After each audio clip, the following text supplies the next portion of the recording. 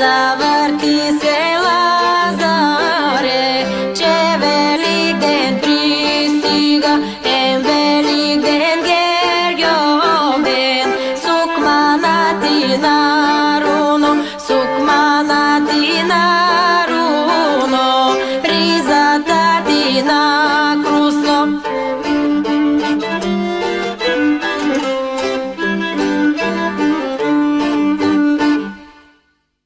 Обичаят лазаруване носи пролетно настроение и се очаква с нетърпение както от участничките, така и от жителите. На този ден много от възрастните жени си спомнят младостта.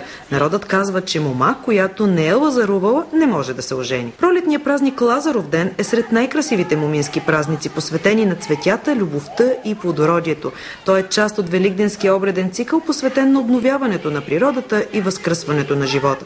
Народът вярва, че къщата, в която са влезли и пели лазарки, ще бъде честита през цялата година.